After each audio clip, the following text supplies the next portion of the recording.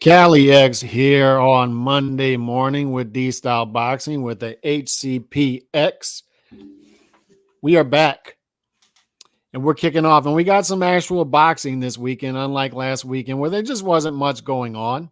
And y'all make sure to hit that like button as y'all come through. I see you, Luis. Appreciate you for rolling through, and y'all make sure to vote on that poll as well. The poll is which fight is more pay-per-view worthy? Is it Devin Haney versus Regis Prograis over on the zone, or is it Bubu Andre, B-side Bubu Andre against David Benavidez over on Showtime? And the reason I asked this question, I'll bring it up in a minute because we're going to talk pay-per-views, why you're going to see more pay-per-views. You want shit or vomit? Right. Now, a fight that was announced, I like this fight. It was just announced this morning, I believe. It was being talked about last week, was Zordo Ramirez is back, and he's going to be fighting Joe Smith Jr. And the reason I like that fight is both guys, it makes sense for them, right? Coming off of tough losses. It looks like Zordo can no longer make 175, so they create this catch weight at one in the 190s. It's October 7th. I like this fight. I think it's an action fight. I think Zordo wins the fight. Another reason I like it, and more on this in a minute, is the DAZN boxing schedule, I believe, will pick up in the fourth quarter. I think DAZN's going to have an active fourth quarter. So this sort of gives them a fight, right? A fight on the schedule, a fight on that weekend, fourth quarter. So just your all thoughts on this fight when you heard about it. I actually like the fight. It makes sense. This is a crossroads fight. It is right out of the page of boxing, history, I guess. Like two guys coming off a loss, you pit them up against each other. The stakes are high. What do you think about that 190s catch weight? I don't mind that at all. I mean, none of them are really. I guess Charlo is kind of, but they're not fighting for a title or nothing like that. It's not. Nobody's being weight trained. It's all perspective when it comes to catch weights. It's why is the catch weight being done? That's always a question you should ask yourself. And in this case, no one's really suffering here. Like it is what it is. So, and help make the fight happen. I'm pretty sure. So I'm not against that at all. But back to my point, I like the fight. It's a crossroads fight, and this is the type of fight that whenever two fighters lose and you pit them up against each other, it gives that feeling like this means a lot. Like nobody wants to come out with two losses in a row here, right? So the stakes are high, and this is what prize fighting should be about. And in a day and age where many fighters they almost have to be forced into these stakes are high situations, right? Mm-hmm. It's good to see a high stakes fight like this one. The stakes are high. None of these guys could really afford to lose back-to-back fights. Nobody wants to do that, especially in this era, right? So I'm looking forward to it. I do believe Zordo will win, but it should be an interesting fight. But you believe Zordo wins, so do I. Is this the last? Have we seen the last of Zordo at 175? Oh, yeah. It's it, right? I mean, look. Okay, let me take that back. I was going to say, of course, right? Because he missed weight by 12 pounds. I mean, that there should be like if you miss it by double digits, you should never be allowed to fight in that weight class ever again. That's my opinion. You know what I mean? And I don't even think that's harsh. That's like if you miss weight by a certain percentage too much, you should never be allowed to fight in that weight class. Like that's my opinion. But more than likely, I think he is done. I think the catch weight was for him. Right? It was for him. So he didn't have to drop down all the way. Joe Smith Jr. is a hardworking man. He'll make 175. I'm a hardworking man. He's making it. He's making 175. He's got no issues with that. This is for Zordo. And Zordo's the A side, so why not? And like you said, it's not for a title. And it works for both of them, though, right? Because if you're Joe Smith, what are you going to do? I want to stay at 175. Well, you already got beat by the two champions. Yeah. And handily beat. It's not like you were in those fights, right? One of them outboxed you clearly, right? And you had maybe one moment that people to this day over-exaggerate. Like, Bivol was not that hurt, right? But people act like he was, like, on Queer Street. Caught his attention, right? And then the other guy just annihilated you, like just completely destroyed you. What was it? 2 rounds or 1 round? I forget how many rounds it was. Yeah, it was beginning of second round. So Yeah. so like those 2 guys right now, they got all the belts. You probably have a better shot with one of these cruiserweights, like a Battle Jack or something. We're quite frank. And I think the winners should maybe get a Battle Jack fight. Why not? Like, Yeah. I think it's a good fight. Either one of them against Battle Jack. Joe Smith against Battle Jack is I think Jack wins that fight, but that's a fight of the year candidate type fight. Those are more like marketable fights than Battle Jack versus the other cruiserweight champions, right? Unless he goes to like Australia and fights Jai Opetaia. But Opetaia hasn't been doing much of anything. I know he had injuries, but other than that, those are marketable fights for Battle Jack. Mhm. And Battle Jack is with Skill Challenge. They can make those fights in Saudi Arabia regardless. But yeah, I mean, I wouldn't put it out of Joe Smith Jr.'s reach to go up to cruiserweight and pick off a title, or Zurdo as well. But I don't think they'll do it. And I think this is a good fight for both guys at this point in time. Now, people are asking about Haney versus Prograis. Is it official?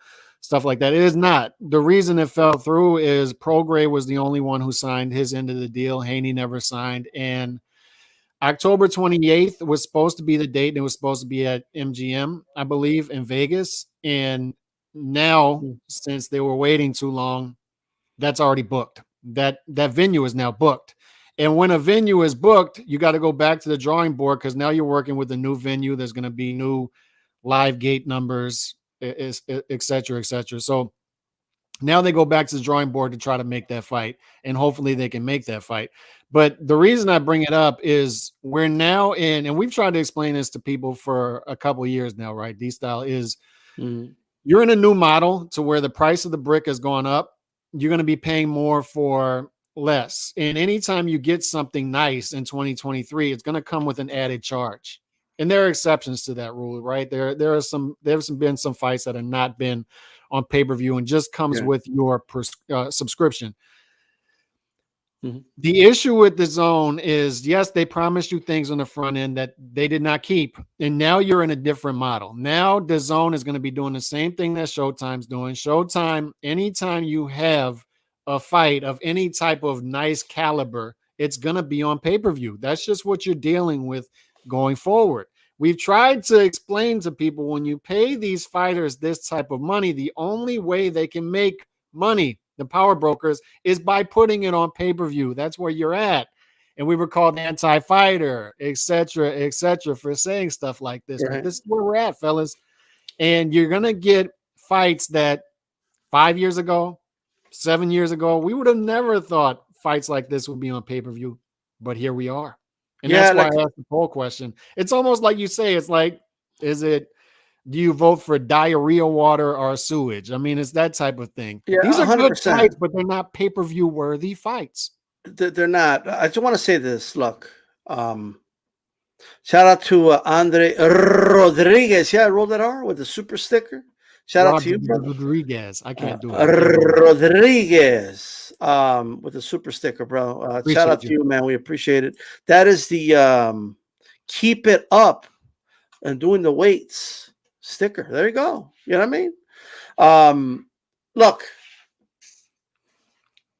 I just want to make this point, and for those that have already heard this point, I apologize, but for anybody new listening, I just need to keep making this point. It's not anti-fighter to bring up when a fighter's getting paid over market value. It's not. Okay? One, it's realistic and it's true. That's number one. Truth over everything. All right?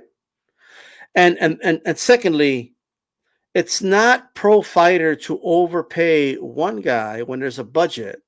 Right? And the reason I'm saying this is this. They're still going to use budget money to pay Haney because he's not going to make up for it off the back end with pay-per-view because he's not a star. All right? For all these dudes that are, oh, well, why are you hating? Why are you not showing up to his fights? Why aren't you buying his shit? Because obviously you Haney fans aren't doing anything for him, right? If every time you overpay one fighter, you're taking food off the table of another fighter. Okay? That's what you're doing. Every time you overpay one guy by the millions, that's less paydays for the little guy. That's less payday for the guy that has an extra job, okay, and it's just has a part-time job and it's just looking for one like $60,000 payday or something. It's anti them. It's anti the fighters that can't get fight dates because there's no money to pay them. Okay, that is what it's anti. It's actually anti-fighters, plural, when you overpay fighters, okay, above their market value. It just is. And that's a message we've been hammering home now. What is it, Calix? 3 or 4 years? Longer than that? Yeah. We've been talking about that since the Andre Berto days, getting this cool million, as you used to say, right? Freddie Hernandez, yep. Yeah. Like, and okay, why'd you pay him that? Well, what's up with that? Oh, well, why are you hating? I want these fighters to get paid. I want these fighters to get paid too. But I'm thinking about all the fighters. I'm not just thinking about your favorite fighter and the A-side fighter. Haney's going to make, like, bro, people were acting like Haney was this victim because he, quote unquote, took a pay cut to go to Australia to fight Cambozas. But he still made millions. Like, that just tells me he was getting paid over market value over at the Zone. Because the Zone didn't want to pay him that anymore. And his former promoter, I don't care what anybody says, oh, he's his old promoter. He was working with Masham. Cut it out. Okay? His former promoter was saying he's too expensive. This guy, he just costs too much. So making a fight with him is going to be very difficult. And look at where we are now. Yeah. Like we can't just make the damn fight happen on the Zone because what he wants to get paid. And you could put a little bit of that on Progress, but Progress is still fighting on the Zone without Devin Haney. And the reality is this: in this economy, in these times, I know the cool thing nowadays is to say, "Well, I'm good. You broke bitches are complaining." I know that's a cool thing to say or whatever, but numbers don't lie. Most people are just struggling to make ends meet, and the sport of boxing is a poor man's sport, right? Yeah. You want those kids in the ghettos and you want those kids in poor neighborhoods and poor backgrounds to watch boxing. That's a way out for them, all right? You don't want to isolate those fans because poor areas is where most boxers come from. They get inspired by watching their heroes and then they hit up the gym, right? So hiding it from them isn't helping anything. It's not helping matters, right? So one last thing I'll say is this. It's not anti-fighter to say a fighter's getting paid over market value. Devin Haney is asking for over market value money, and I'm going to be honest with you, Calix. If it's going to be on pay-per-view, they should just move on. Just get another opponent for Haney. It's ridiculous. It's no one's going to watch it. Who's going to watch that fight if it's on pay-per-view? I guess people will stream it. Yeah, I'm not buying it. Yeah. The reality of the situation is they've created a market in which, like you said, what should be a working man's or poor man's sport has been turned into a country club sport. And you try to warn people, and then you're called, like you said, I get it on Twitter all the time. Oh, look at this broke dude with his broke stuff, with the broke. If you don't have the money, just say you don't have the money. And you're just trying to explain to people, why is everything going on pay-per-view? And you know, I remember dropping a video last year on Wilder versus Helenius being on pay-per-view and saying, why is this on pay-per-view? Especially when we were promised on the front end free boxing for all. And look at the broke boy over here with the broke, and then called racist and all this stuff. Oh, you're broke. With the broke. Look at the broke boy with the broke. It's like, bro, I'm just saying, why are you putting everything on pay-per-view? It doesn't make sense, but it does. Just because I have money on my bank account doesn't mean I want to get ripped off. So somebody sells you a Snicker bar for $20. I'm sure everybody here watching could afford that, right? You're not gonna go. You're not gonna break bank, but are you gonna pay $20 for a Snicker bar? No. If you go to Walmart, right, and then you see that the steaks are now $99, right? You're like, $99, and then some asshole next to you is like, why you complain? You broke or what? I'm going to buy 5 of them. You broke motherfucker. Like, it doesn't matter if you have $100,000 in your bank account. Why do I want to pay for something over market value? I'm sorry. There's no demand for Devin Haney like that for him to be on pay-per-view. There just isn't. You're calling me broke. Nobody shows up to his fights. And then the power brokers will start blaming the fans for using ingenuity and saying, you know what, I'm gonna just go around this and get a hacked fire stick. I'm sorry, like you're the one who caused this environment in which people are showing ingenuity and going out there and creating hack fire sticks and going out and purchasing the hack fire sticks to get around this so they can watch. We have people shaming fight fans and say, show your receipts and prove that you bought it. Prove you're a real boxing fan. Give me your receipt. Like, imagine showing your receipt too. Like, why would you show your receipt? I bought it. It's not a flex to buy $85 paper. I'm sorry. It's not a flex, bro. Right? It's not. But it's also, it's and here's another thing. You never know what the fuck somebody's going through. Bro, I've been, not right now, but I've been in the hole in my life before. I've been paycheck to paycheck before in my life. You know what I mean? Yeah. Got out of it, but there's people that you never know what happens. Like here in El Paso, there's a job that got shipped out recently. There was people making $60,000 a year, right? Their job just got shipped out.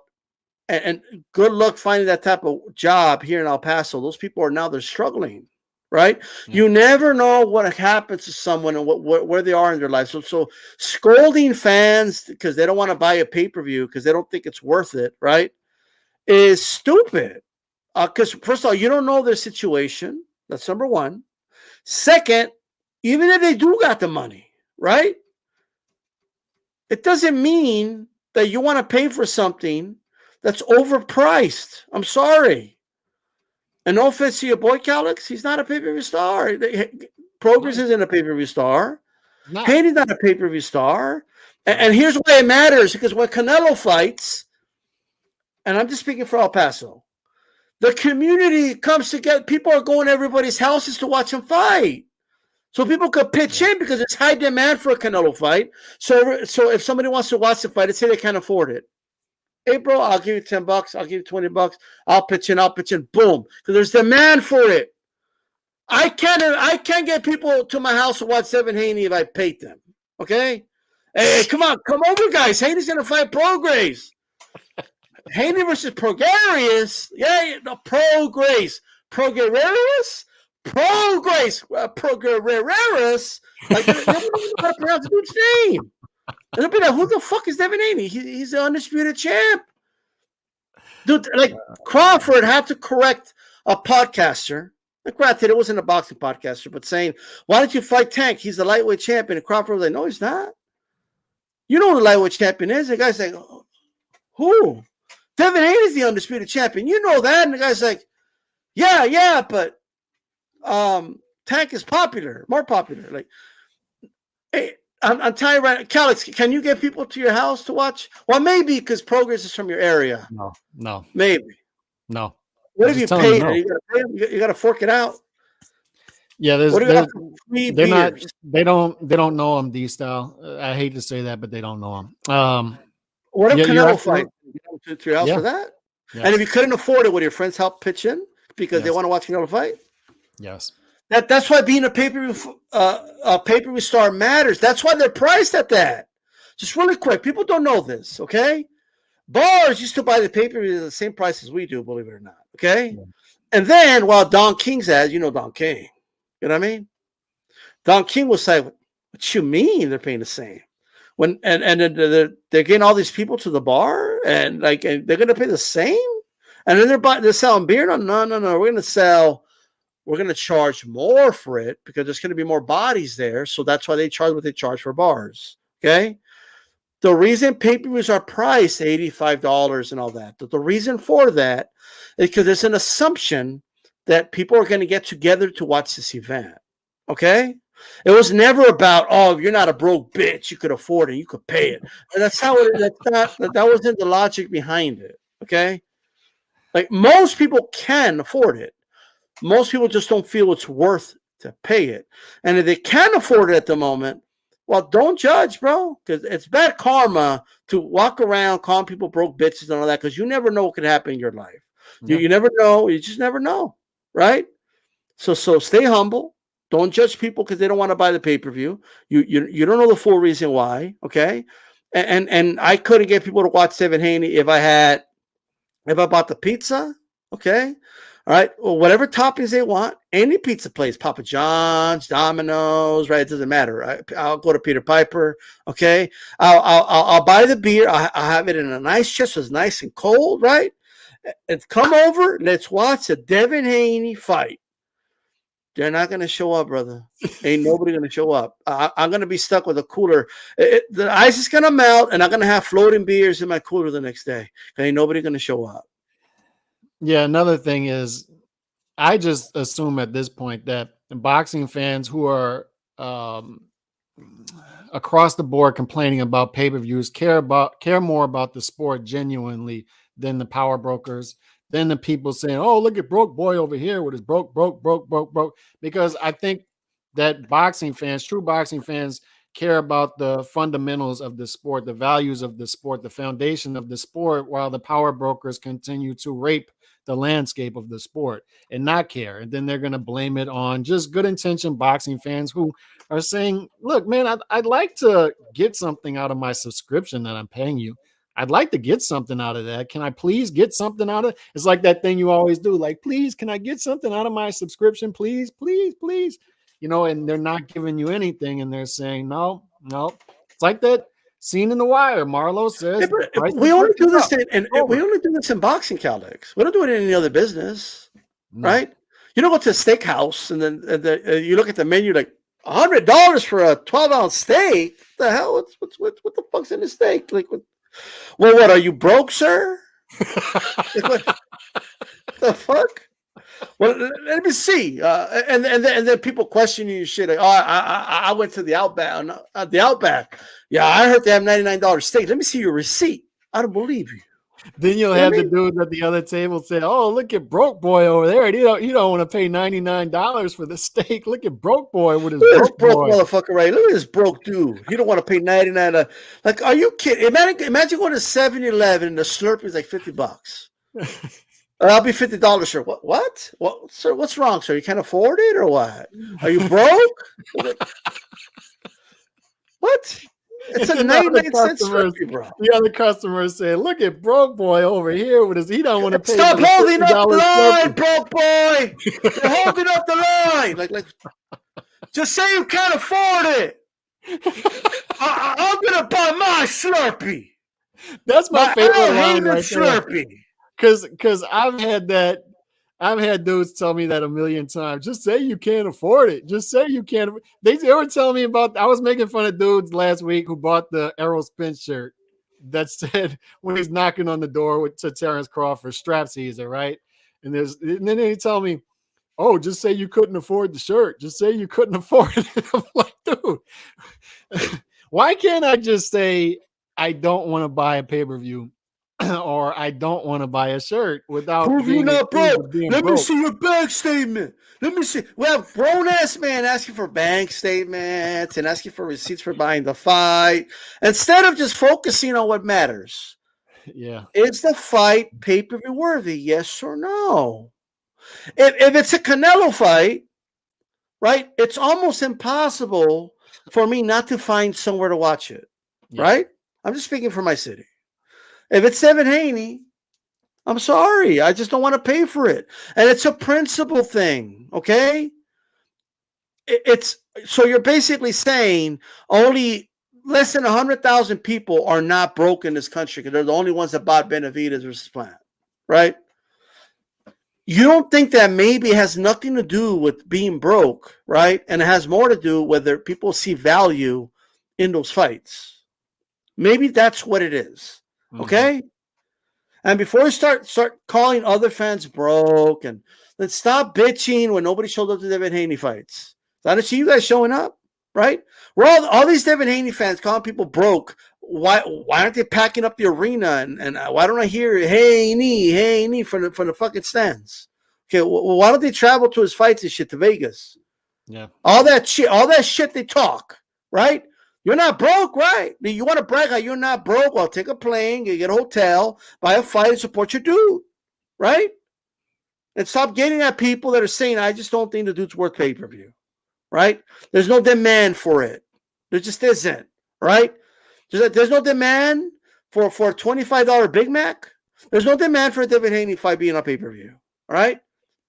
Well, you can't afford McDonald's 25 Big Mac? You're broke, bro. You're a broke boy. Shit's stupid, bro. It is. The product has to match the cost at the end of the day. Before we get into this weekend's fights, because I want to talk Jared Anderson. Speaking of activity, he's staying active, and Usyk versus Dubois. And if Dubois has a real shot of winning this fight this weekend. Crawford said over the weekend, I think if it was Friday, he did the interview with Joe Rogan. And once again, found out a lot of the mind of Bud Crawford. And, you know, he's being a lot more outspoken than he used to, going on the media rounds. And one of the things he said was, you know what?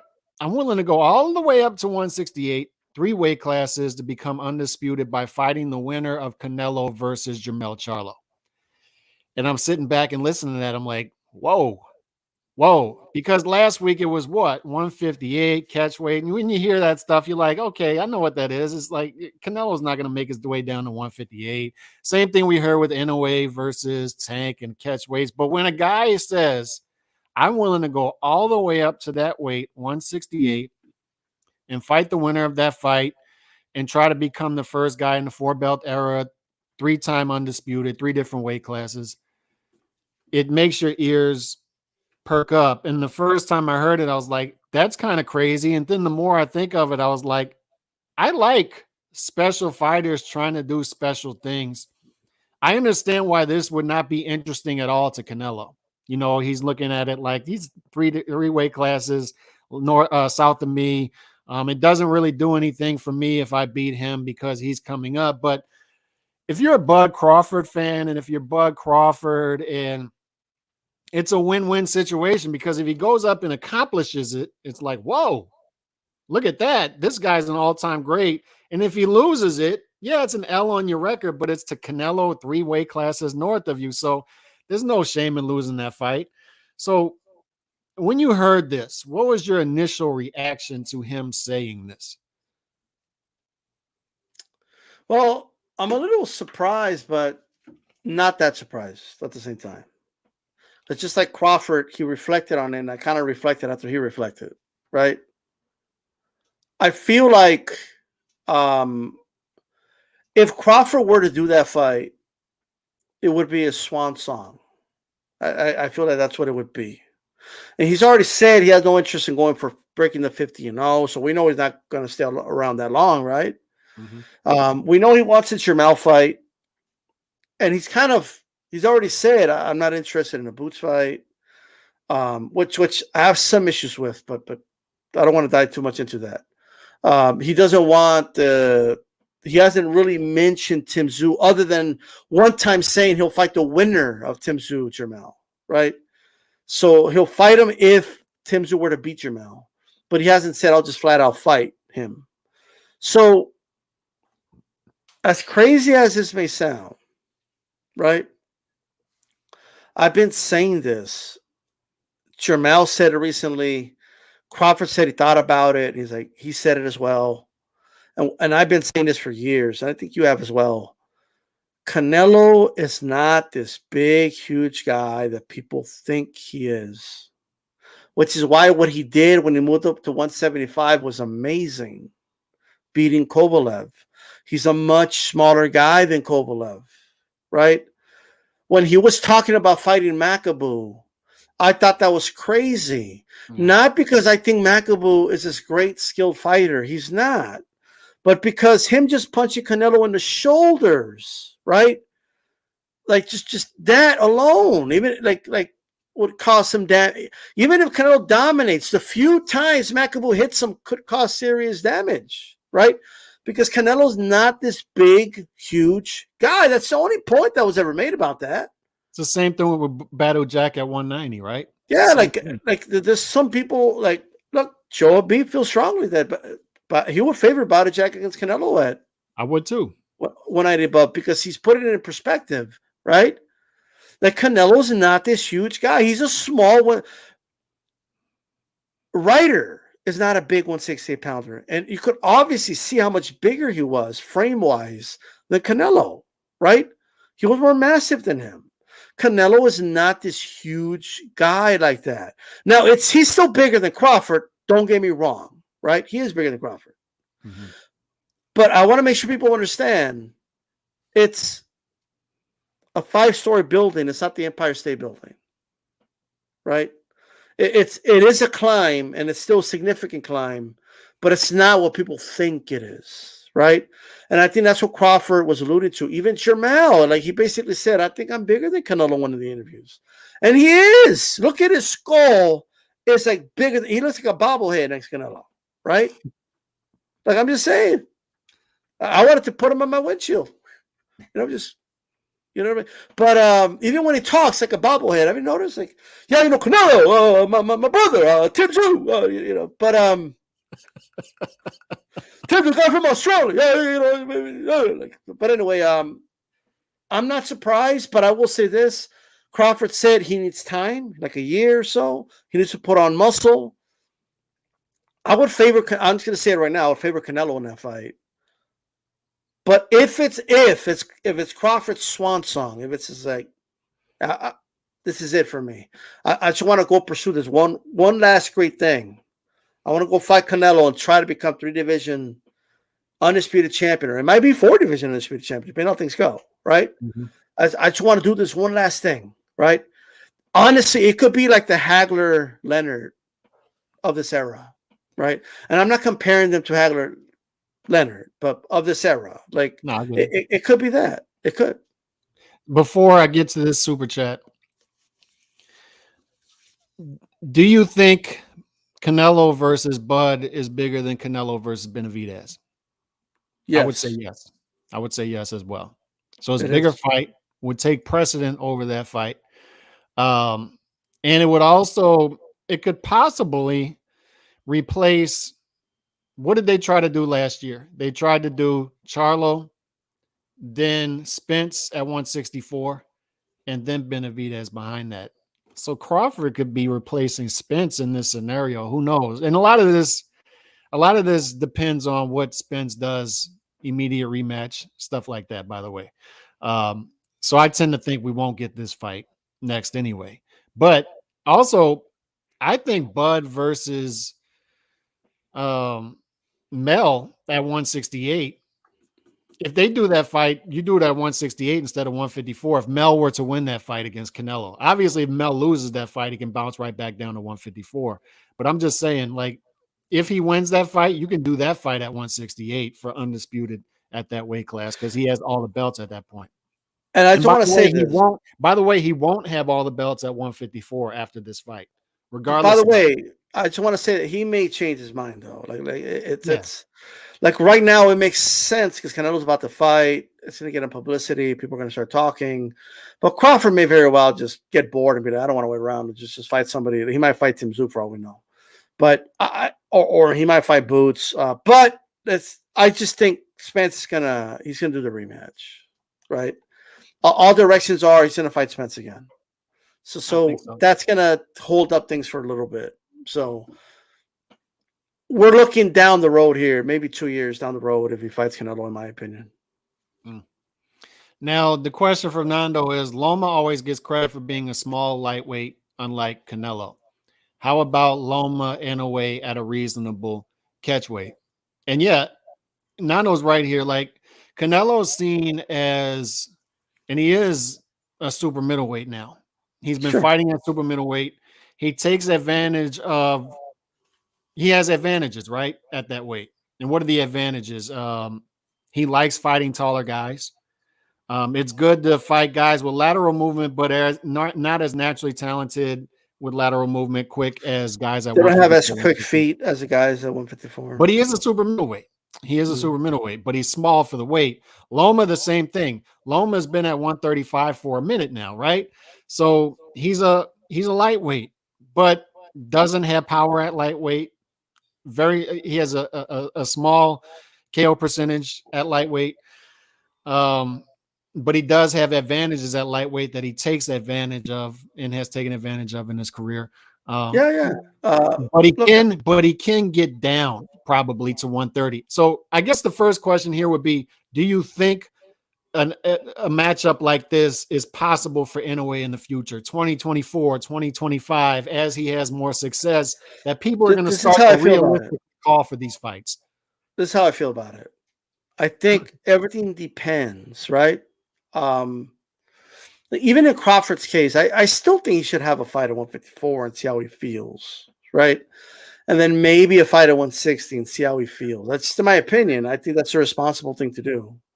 But he's saying, I just flat out want to go to 168. That's what he's saying, right? If Inoue came out and said, I want to go to 135 and I want to fight Tank, let's do it. Like if Inoue said that, I would be saying the same thing, but that's not what he's saying, right? In terms of Loma has to decide what he wants to do. I mean, I still think he could make 130 personally. And if he can, why not? But it just depends on how Inoue, let him become undisputed at 122 first and see how he looks at 126. I'm a one division at a time type of guy. Like, that's me. You know what I mean? Find out what you're getting yourself into first, right? And then see where it goes. That's just how I feel about it. Not everybody can be Pacquiao and make severe weight jumps. Yeah, but even Pacquiao, if you follow his career, there was some jumps, but it was like division by division. Like in other words, Pacquiao didn't go from like 130 to fight Cotto at 147. Like, just like that. You know what I mean? Like, no, there was some, like he fought an older De La Hoya who was not a top welterweight at the time anymore. Beat him in dominating fashion. He was the underdog in that fight. And then he went back down. He fought Haddon. He dominated him. Then he fought Cotto, right? Then he fought a fight. He fought a fight at 135 before against David Diaz. Yeah, against David Diaz, exactly. And he dominated that fight. Yeah. So I'm just saying, like, just get your feet wet a little bit and know what you're getting yourself into first, right? But I mean, Bud's gonna do what he wants to do. In a way, obviously, he has said things like, I want to be the greatest to ever live. And so he might do something crazy and go to 130 soon. Like, who knows, right? And which would be amazing. And by the way, Crawford going to 168 would be amazing too. That's uncharted territory for him. So I have what I prefer, but to answer the question, I don't see a Loma Inoue fight right now. In a way, I think, like you said, 122 undisputed. I think he has goals before he fights a fight like that, but I do think a fight like that's in his future. I think we're gonna see a fight like that probably in like 2025-ish if he continues to do what he's gonna do. I wouldn't doubt if there's a guy at 130, 135. And look, this is the amazing thing about boxing, and we talked about it. I've heard Nando talk about it in the chat, amongst others, is when you put on fights, crazy things happen and matchups start to get talked about that you would have never expected. You would have never expected it. Like, we wouldn't have expected a month ago to be entertaining a Canelo versus Bud matchup. But now it's out there in the world. I don't know if it's going to happen. I don't know if it's going to happen short term, especially, but it's now out there in the world. And this is what happens when a Pacquiao comes up and slays a David Diaz. People start talking like, okay, wait a second. Could Pacquiao go up 2 weight classes and beat an Oscar De La Hoya? But this is what happens when you fight fights. And this is why, for me, it's unforgivable what some of the power brokers are out here doing. And it's even more unforgivable when I see boxing fans attach themselves to some of the things that the power brokers are out there saying. Because if you simply put on a Crawford versus Spence earlier on, we get to these conversations, we get to the truth quicker, and we start to create stars quicker. And you create stars by simply putting on the fights that are in demand. And that's what happens. Not only that, Calix, like, here's the thing, like, Crawford would have, first of all, we all saw what happened, so I don't think it's that crazy to think he would have been undisputed a lot faster, right? He might have gotten in the mix with Pacquiao, which would have grown his profile more, right? If he would have been like the undisputed champion or had most of the belts, a Pacquiao-Crawford fight might have happened as well. And he would have already been at 150. I mean, maybe Jermell never becomes undisputed champion because Crawford's right there, right? And maybe at this point Crawford's already campaigning at 160, and a Canelo fight's not that crazy, right? I mean, it's so I agree 100% with what you're saying. Like delaying the inevitable, okay, only hurts us as fans because we literally had to wait 5 years for Crawford to do what we most of us kind of knew. Those that knew, right, knew what he was going to do. Everyone kind of knew he was going to beat Errol Spence, outside of the very hardcore Errol Spence fan, and so some fans generally thought Spence would win, but most kind of that's why he was a favorite, right? And I don't think there was ever a point where Spence would have been the favorite, quite frankly. I think Crawford was always the favorite out of those two. Maybe it's a better fight, Cal, like 5 years ago, and maybe they would have done a rematch. Maybe they would have been. Maybe Crawford does this in a trilogy instead of on the first fight. Who knows? But we have missed out so much, bro. And I need to. We'll mention a little bit, but there's a legendary fighter that died at 23 years of age that fought on this day, had a Hall of Fame resume by the age of 23. Because things just moved back then, right? They didn't marinate shit. I'm just saying. You're right. And this is what bothers me about a lot of the fanboys of certain promotional companies, which I just don't understand. I don't get why you would be a fan of promotional companies, advisory outfits, but which we get accused of though, by the way. Like, yeah, of course. Like, which is stupid, right? Of course. But it's projection. But what I'm saying is, PBC is getting credit right now for Bud Crawford being on this world tour and Bud Crawford doing these numbers. And I'm saying to myself, look at what they had to go through. The PBC did not want to put this fight on. They did not. Look at what we had to go through in order to get this. And now we're praising this outfit that tried to stop this and giving them praise and credit for Bud Crawford winning the fight and now being a superstar. And I'm saying they did everything. They put every obstacle in the way of stopping this fight from happening. And not only that, Kelly, this whole like, see, you want a BBC, he's a star now. First of all, Spence himself, Crawford said, even Spence said, yeah, they wanted me to fight Keith Thurman. You know, I don't want to fight Keith Thurman. I wanted to fight Crawford. Like, I talked to Al, and I like, you know what I mean? Like, he had to contact him directly. Yo, are we gonna fight? Let's make this fucking fight, bro. They didn't. The PBC didn't want the fight. They had other plans. And now that Crawford is going around doing the rounds, which this is what I like to call acceptable gloating, right? When it's acceptable to gloat, when it's acceptable to throw it in their fucking face. Now that he got what he finally wanted, yes, he's going to Joe Rogan. PBC doesn't know Joe Rogan. Joe Rogan isn't a PBC podcast, right? The Breakfast Club isn't owned by PBC, right? Like, he's doing the rounds, going to this big podcast. Crawford is doing that. Like, PBC ain't sending him anywhere. Like, so this whole like, I mean, I don't care. I get that the fight was on Showtime. Did pretty good numbers. I believe it's going to do around 700,000 when it's all said and done. But and I'm glad it was a success. I'm happy for, like, I get it. The point is they made everybody believe that this guy's not marketable. I heard them out there. They were saying you can't put a black fighter against a black fighter and expect it to do numbers, and it does. It does the numbers.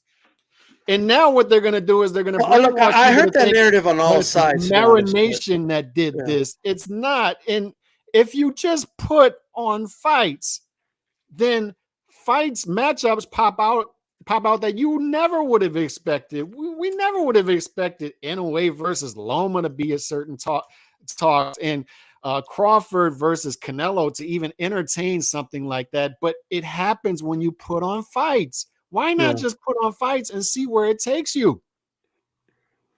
It's simple.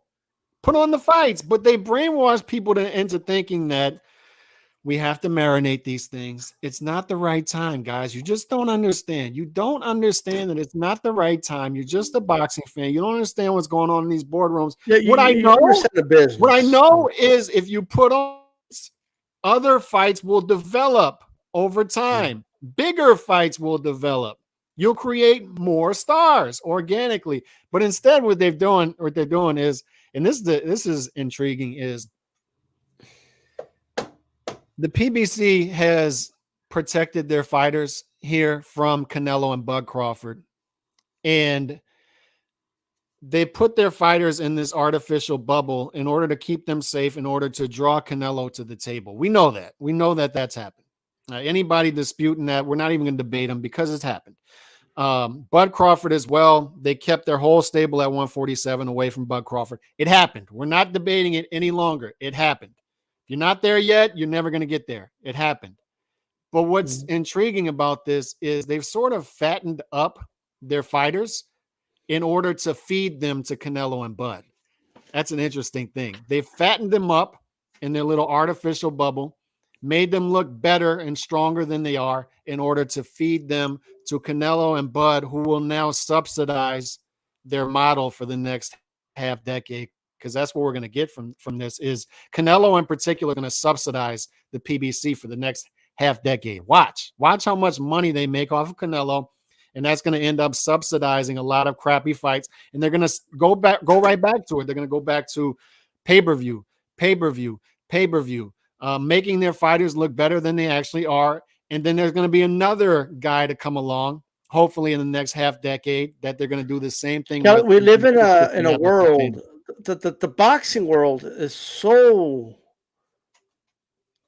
fucked up. Like, I don't think people understand. Like you have fans arguing against their own interests. I'll leave it at that. You have fans arguing against their own interests. Mm-hmm. You have, and then the fans get yelled at, right? Because fights don't sell.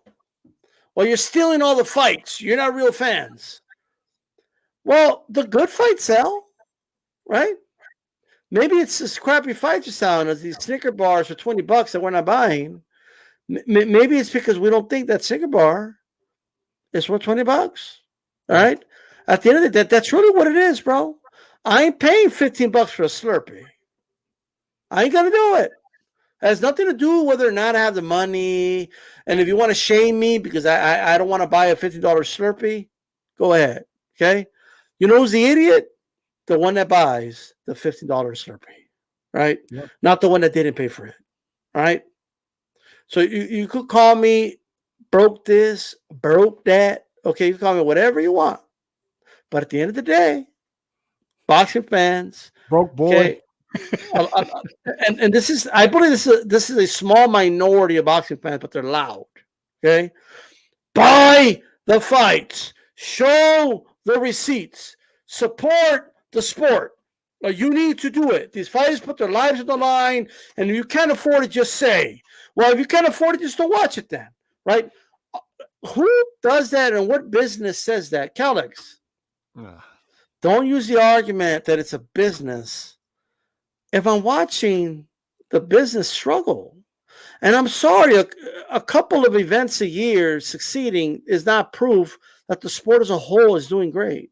Especially when you're paying more for it. Every subscription went up this year. We're getting more pay-per-views than ever before. And I'm told I need to get on my knees. And Calix, this is all across the board, Calix. This is a criticism to everybody, right? The one that I'll give a pass to, and I might be called a Top Rank fanboy or whatever, Top Rank is giving us a bang for our buck. What do you pay for ESPN Plus? And what have you gotten from Top Rank this year? Yeah. Right? That's what you compare. What are you paying for it? What have you gotten? All right? Yes, they had a pay-per-view with Haney Loma. I think that fight was more pay-per-view worthy than the two you have on the poll. I'll say that right now, right? Yeah. And it's so it is what it is, and it was an undisputed title fight, and it was priced at $50, right? 55, whatever it was. I still think it should have been on free ESPN Plus. That's my opinion. But I'm talking overall, just overall, better bang for your buck. The zone has been the worst. The zone is not giving us a bang for our buck. They get an F for me. An F. They've been atrocious. Yeah, there's been some good fights, right? But overall, it's been atrocious, right? Atrocious. You had a free weekend this week. Free weekend. Nobody's fighting last weekend. Nobody fought. Why? I don't know. You dropped the ball. Like, it is what it is. PBC is in the middle of those two. They've delivered big events. But I have to be honest. Tank versus Ryan, as a fight fan, did nothing for me in terms of substance, right? Yeah. Oh, but look at what it sold. And like, okay, like, I'm not gonna lie, it feels great for the sport of boxing to have a successful pay-per-view event. And there was a lot of guys that agreed with our position, by the way, but once it sold what it sold, they changed their stance and pretended they never criticized the fight. But what I'll say is this. They had a lot of great pay-per-views and successful pay-per-view events. And they're going to have another one with Canelo, right? But is that sustainable in the long term? Canelo Mel's going over 1 million. Yeah, it's going to go over 1 million, bro, like 100%, right? And then they're not going to have any competition at the end of the day, right? So right now we have a situation where the zone has performed the worst. I hope they have a good fourth quarter, as you mentioned, because they need it. I think for bang for your buck, I think ESPN is Top Rank has done the best. And I feel like PBC is like somewhere in the middle, right? Their big events have made up for it, but like a lot of their smaller stuff, it hasn't really resonated with me. It just hasn't. Yeah. Yeah. Showtime is good with the pay-per-views. But Showtime Championship Boxing and Showbox has been atrocious. It's gone downhill big time. Big time. And the zone, like you said, has been atrocious. Overall, ESPN Top Rank has been the best so far this year. Like, why did PBC, and this is where they all get an F. Like, why did PBC, put on they had a fight the same day or at the same time as Navarrete Valdez, right? When you know that fight, you cannot compete with that fight, with the fight you had. So why didn't you put that fight this weekend when there was nobody on, right? And I still don't understand why they can't. This goes all the way back to the HBO days. Like, they would compete against each other, like HBO and Showtime. And then like the next weekend, none of them would have fights. But what are you doing? You know what you know what their reaction to that's going to be? Their response is going to be, sure, you don't know anything about what goes on in the boardrooms. That's what it's going to be. You don't know anything about what goes on back there. That's simply what it's going to be. What you just said is common sense. Me and Hale, I'm sure you were in there talking about this too a decade ago. August has always been the dog days of summer. People just aren't into baseball like they used to be. It's right before football. Emmanuel Rodriguez versus Melvin Lopez should not have been at the same time as Valdez versus Navarrete. Less people saw it because of the result. If it was on this weekend, more people would have seen that fight. But you got free weekends, free sports weekends in August, and nobody's putting on fights. We talked about this with 4th of July all the time. We do Mexican Independence Day weekend. Why don't we have an American card on 4th of July weekend? Why don't we do that? But we're going to be told we don't know anything about the business side of boxing and all this stuff. That's just what it's going to be. And here's the thing. If you're a boxing fan, why are you arguing with me? Don't you want to be able to watch both fights live? Well, wouldn't you rather they not compete against each other? It's one thing, if Espinosa or Leonard Allerby tell me, because you don't understand, you need to understand the side of the business and like whatever. But if you're a fight fan, right? If you are a fight fan, why do you want counter programming? I do it too. Oh, phone, laptop, TV. Well, you can't do it. I do that too, but I don't want to do it. I want to sit down and enjoy a fight. I don't want to be watching the last 4 rounds of one fight when we're in the second round of another fight. I don't want to do it. Yeah. Sorry. I would prefer not to.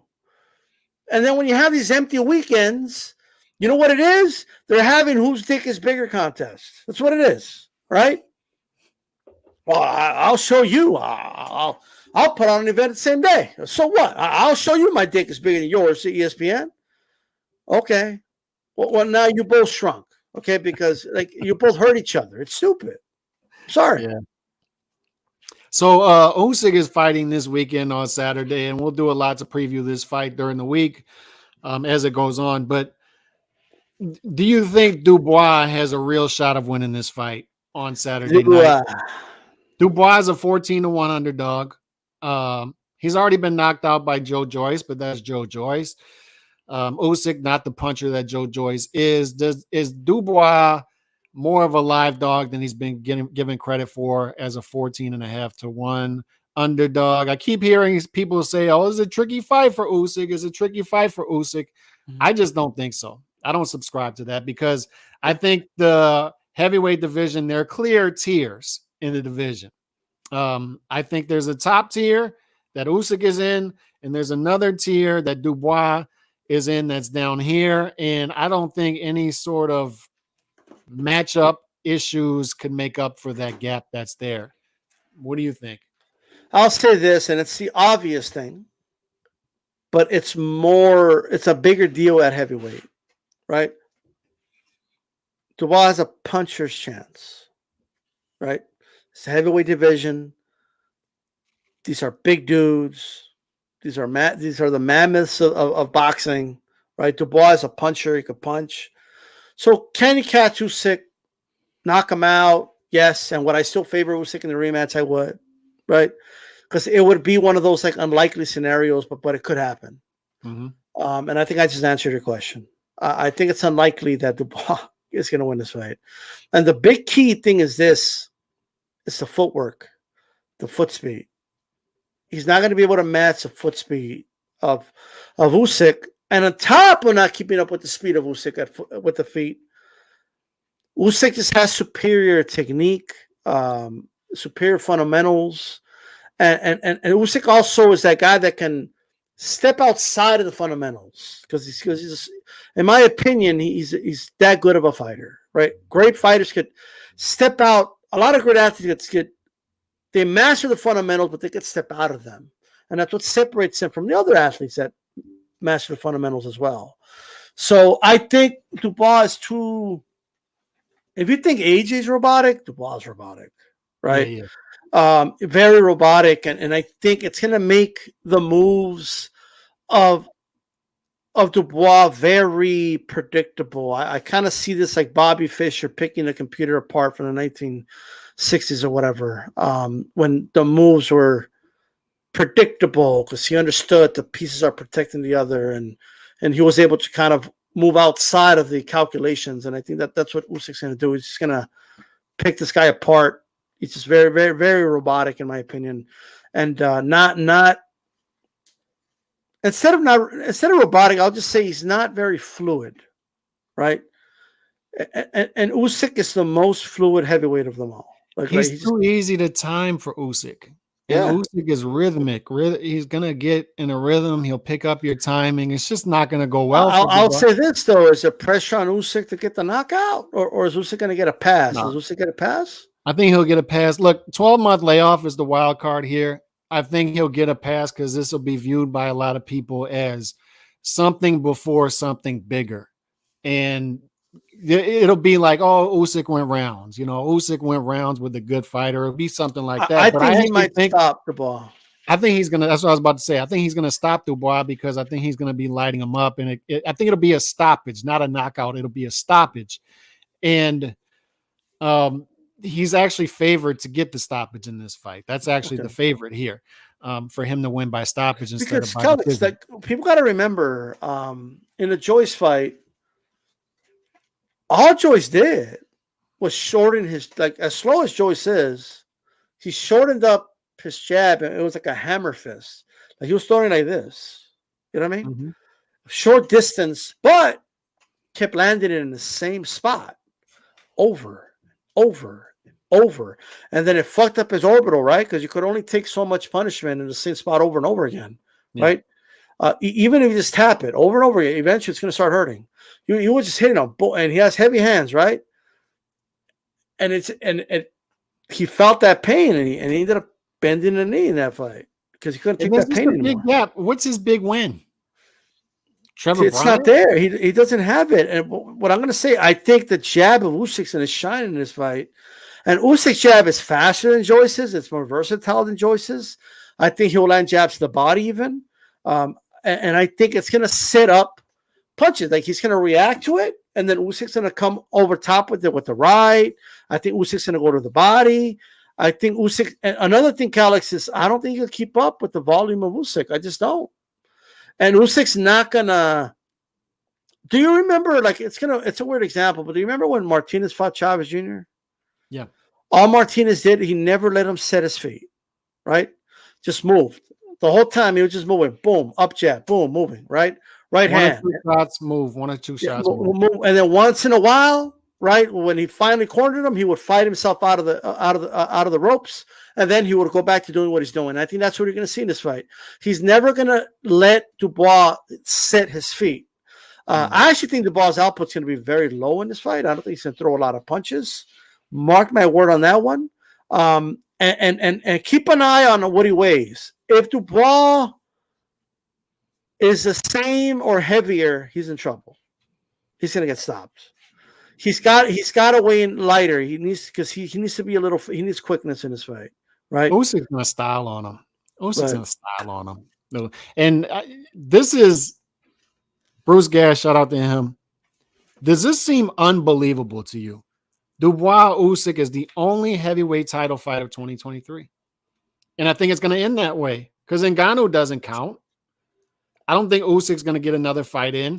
This Saudi money that they keep talking about that's going to come in December, January, the more we hear about it, the more it seems less likely that that's going to happen, right? Like all year we've heard, oh, don't worry, Joshua Wilder, you're going to get it, Josh. And then this week, what are we hearing, D-Style? This week we're hearing we might do another fight before that. We don't know what the money's going to be. The bag's not as big as we expected. The bag's not as big as we expected. This is going to be the only heavyweight title fight all year. All year. I'm trying to tell pound for pound Jack right now. Are you picking Dubois pound for pound Jack? Is that your pick? Is that who you're rolling with? Look, he might be right. He might be, but I don't think he is. I think stylistically, this is all made the order for Usyk. Yeah, and I do hear people saying it, like smart people. It's a tough fight. It's a tougher fight than people think. Bob Arum has said it, but I just don't think it's a tough fight for Usyk. I don't think it's that tough of a fight. I think, like you said, Dubois is too straight up and down, not nuanced enough to beat Usyk 7 rounds. I don't think he can do it, and I don't think he can knock him out. He's not going to get tired, bro. He's not going to get tired. Mm-hmm. So what's the game plan? How do you coming up with a game plan to beat Usyk with Dubois, your guy, is good luck. Like, I guess we'll go to the body, but I mean, good luck. If it's going to be done at heavyweight, beating Usyk, it's going to be done by either Fury or Wilder. That's the two guys. Because I think there's that top tier level, and then there's a gap there that, you could say possibly Zhilei Zhang. Possibly he's too big for Usyk, right? And can give him issues. So he's a maybe. Not fast enough. The speed is a problem. Yeah. Right? And here's another thing, Calvin. Like, I get he's not a big heavyweight, but he's not small either. He's 6'3", 225 pounds. He's not exactly like 208 pounds in there, guys. He's like he is no longer the cruiserweight. He's not. He's a bridgerweight. You know what I mean? Yeah. Shout out to Bridger Walker. So we've talked about the heavyweight division, where we're at now, what we think happened Saturday with Usyk. Jared Anderson's going to win this fight on Saturday. What I like they're doing with Jared Anderson is keeping him in people's faces. This guy could be a star. I want to hear less about his dog. I want to see more of him fighting. I want to hear less about him retiring What do 3 you years have from now at against 26. dogs? Like, what's wrong with dogs? I love dogs. I don't want to hear about his dog. Doesn't sound like you love dogs. I love dogs. I don't like. So, I don't like hearing about we're his dog. too good to listen to the stories of dogs. Yes, that's what I'm saying. I want to hear more about. I want to see more of him fighting, less about his dog, and him. His training dog with is his dog. inspiration, bro. Yeah, I don't care. But what I'm saying is, how long before somebody else creeps up in this, realistically, in this conversation with top heavyweights? And is Jared Anderson that next guy? Like, is it Jared Anderson a year from now? Are we going to be saying he can beat these guys at the top? Are we saying that about Jared Anderson next year? To all the dog lovers listening to the show on their earbuds while they're walking their dog in a dog park right now, Callis does not mean what he says. Like, we love dogs. Okay. Your dog matters, and your story and I want you guys to DM me the story about your dog. I want to know how your dog did today. I don't like dogs. I love dogs. I love them. But with that said, Happel's probably walking his dog right now, and he's like, "Oh, what's this dude like?" You know what I mean? No. I think Jared Anderson is solid. I'm still high on him. People got on him because he didn't look perfect in the last performance. He had some moments there, but they're keeping him busy, which is a good thing. And I think he's only going to get better. He's only going to get better. And heavyweights get better like in their 30s. So this guy's fine. And I don't make too much of the whole I want to retire early talk. And I just don't. If he does, he does. I just don't believe he's going to retire in a couple of years. I do think he's the future of the heavyweight division. And a lot of these guys that you think are threats, anybody out there, Joshua's going to be gone. Wilder's going to be gone. Fury's going to be gone. You know what I mean? Like, especially Wilder will be long gone. Like, Wilder's in his late 30s right now, right? Fury might be around as a late 30s guy, right? He won't be the same anymore. It is what it is. And then, of course, Usyk, I don't think he's going to be around that long either. He's not a French chicken. A couple more years. Yeah, so if there's still Dubois around and stuff like that, yeah, of course. I do think he'll like Zhang Zhang's old. He's 40. I'll say this. I guarantee right now, Jared Anderson will win a piece of the heavyweight championship of the world at one point in his career. There's no doubt in my mind.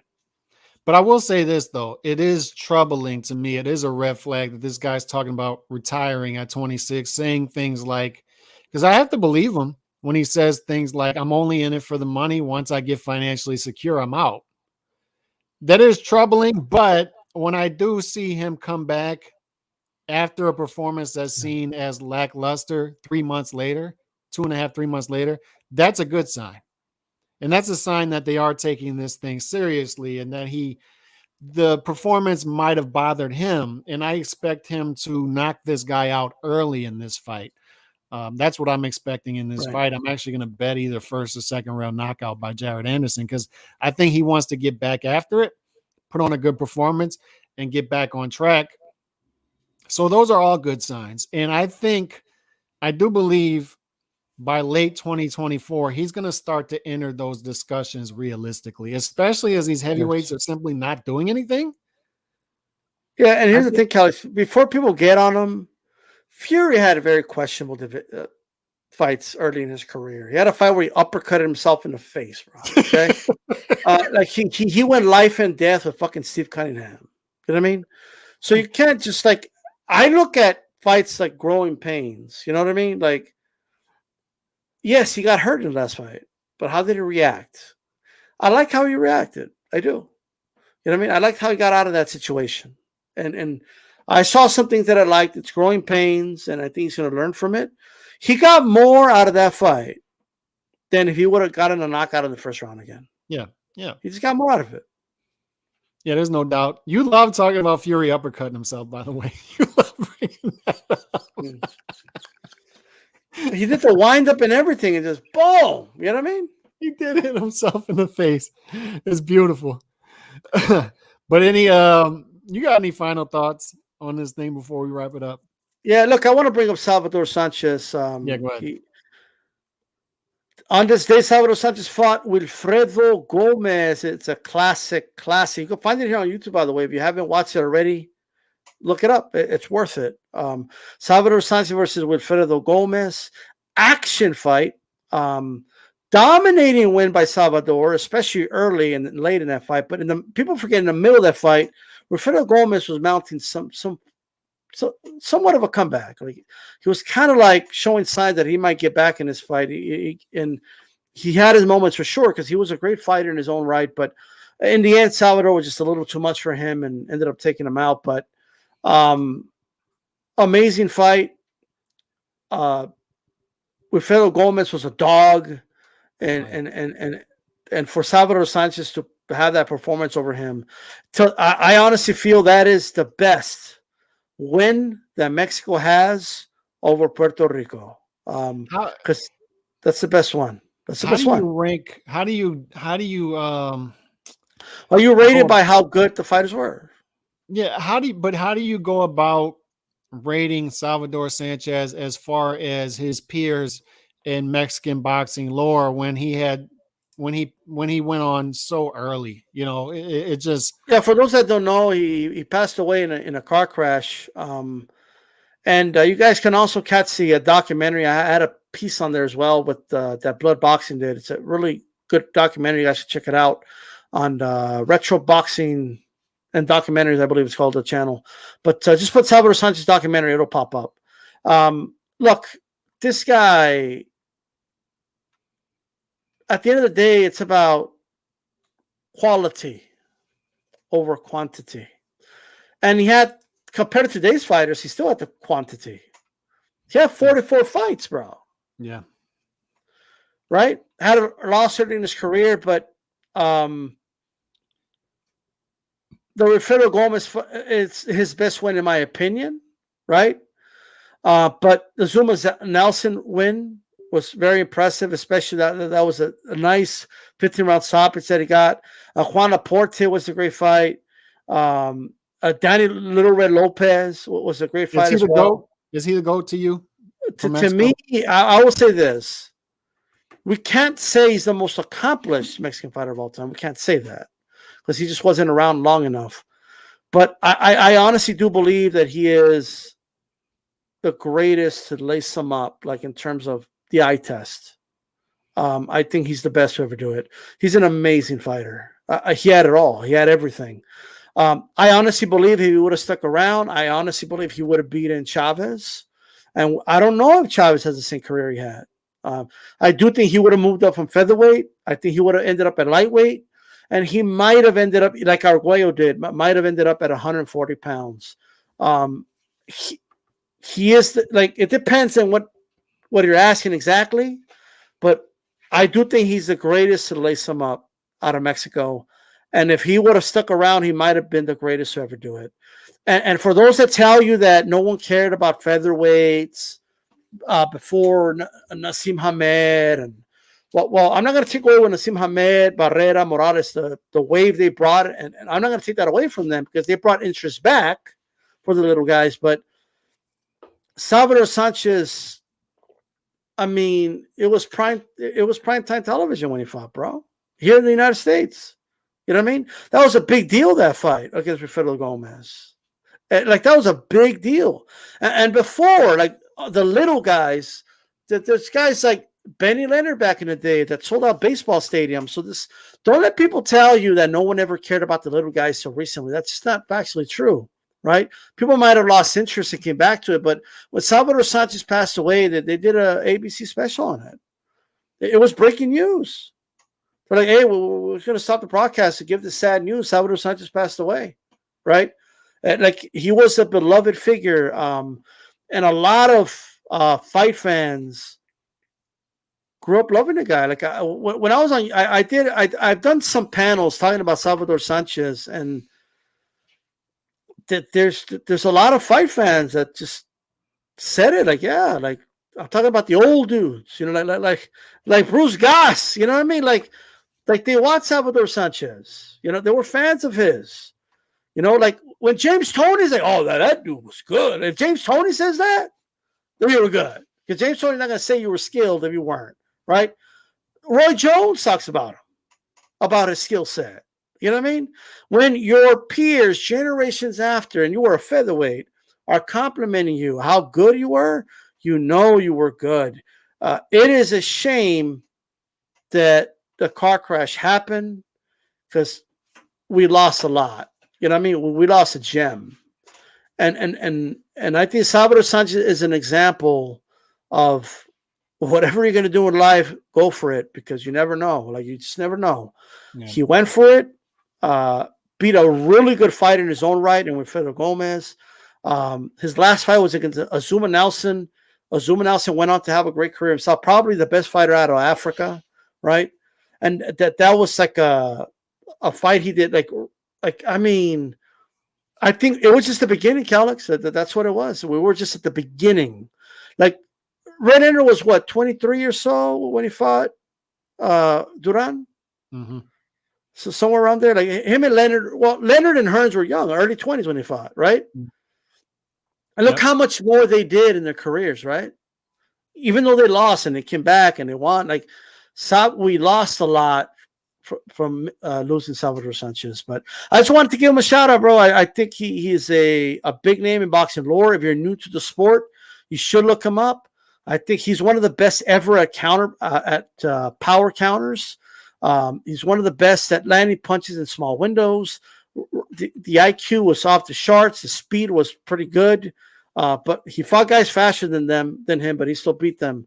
And it's just funny that if you look at the headlines on some of the magazines and newspapers, I forget it was a magazine or a newspaper, but one of them read Little Known versus Little Red, because Little Red Lopez was the reigning champion. He was little known. No one knew who he was, right? And then he comes here and he destroys Little Red Lopez, right? Annihilates him, who was a great champion in his own right. And then this guy nobody knew goes on to have this great career. And isn't that missing? I just thought about it. Aren't we missing that in boxing? Remember when a dude will come out of nowhere and be like, holy shit. You know what I mean? We haven't had that. Like, that's how Pacquiao busted into this thing. He was just supposed to be another opponent for Manny Pacquiao. I'm sorry, for Barrera.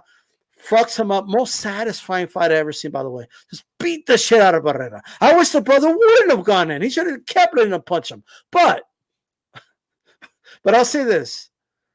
Mayorga, that's how he popped up. I don't know where Beaver in the Forest. What? Six Head Lewis a little bit before that, I believe. But nonetheless, like, he still beat him. And then when we haven't had that in a long time. They're trying to manufacture everything in boxing now, right? They're too busy trying to manufacture shit. They're too busy trying to sell those prospects that haven't proven anything and anointing them before they prove anything, right? They're too busy doing that instead of just having everybody fight everybody, and crazy shit's going to happen, right? At the end of the day. But I just want to say that. Salvador Sanchez, shout out to him. Rest in peace. And arguably, pound for pound, prime for prime, the Mexican GOAT.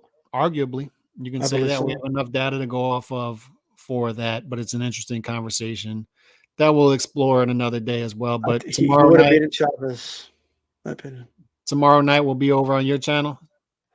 Yeah, I might do a live. I'm not sure. There's nothing going on this week. But I'll let you guys know.